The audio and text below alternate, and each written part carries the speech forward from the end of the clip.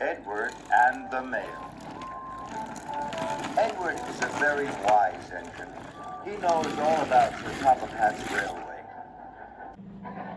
He often works as a back engine.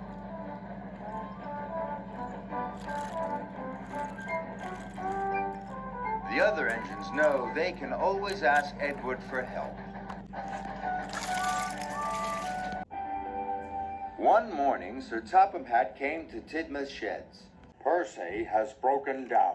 He's at the repair yard, boomed Sir Topham Hatt. I need another engine to take the mail. Edward can do it, chirped Emily. Yes, huffed Henry. Edward knows how to do everything. Good idea, said Sir Topham Hatt. But Edward had never taken the mail before. Sir Topham Hatt told Edward to collect the parcels and deliver them, just like Percy.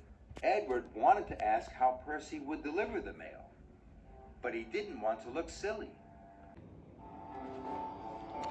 I don't want Sir Topham Hatt to think I can't deliver the mail, puffed Edward. I'll have to work out how to do it by myself.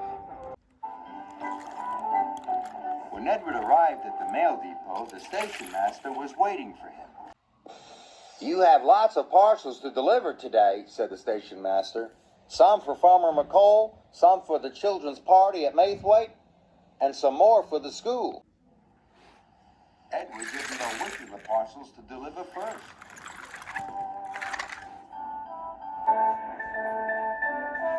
Maybe I should go to Farmer McColl's, Edward sighed.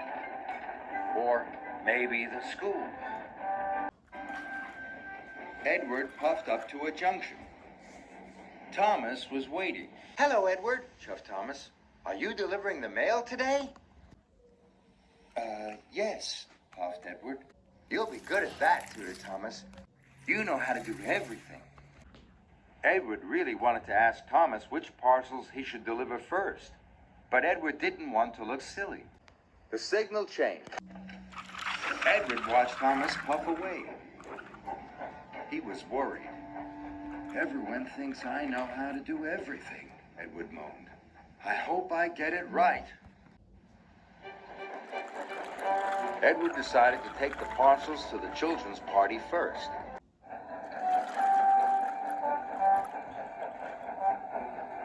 But Edward didn't know that Percy delivered the parcels in a special order. He accidentally left Farmer McColl's parcels with the children, and he whooshed away. Edward puffed across the countryside. Next, he delivered some parcels to the school. And finally, he delivered the rest of the parcels to Farmer McColl. That was easy, chuffed Edward. I made all the deliveries and I didn't have to ask anyone how to do it. He felt very proud and very relieved. But Sir Topham Hatt was getting lots of phone calls. Edward had delivered the wrong parcels to the wrong places. When Edward found out what he had done, he was upset. I'll have to deliver them again, he wheezed sadly. Edward was worried. Edward knew everyone was waiting for their parcels. He would have to hurry. First, Edward collected the parcels from the children's party. Then he collected the parcels from the school. Now I have to collect the parcels from Farmer McColl, puffed Edward, and he steamed away. Edward was unhappy. I'm must not be late with these deliveries, he chuffed. Edward didn't want to let some top of hat down. I must hurry, he wished. Edward raced on. Mustn't be late, mustn't be late. But then, Edward had to stop at a junction. He didn't know which was the fastest track to take to the farm. Edward was in such a rush, he didn't ask the signalman. Stop! Stop! Shouted the signalman. That track is closed! Too late. Edward rattled around the bend and straight into a bound. Parcels flew everywhere. I'll never deliver the parcels on time now, he moaned. Edward felt terrible.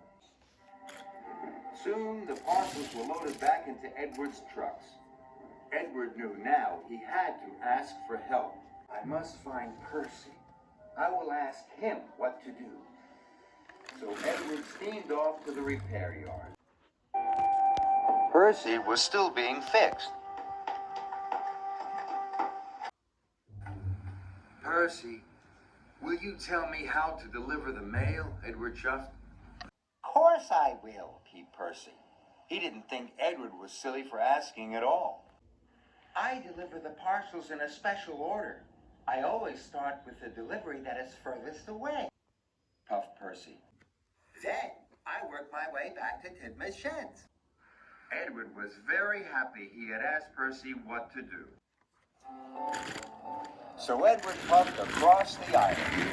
Now he knew how to deliver all the parcels in the right order.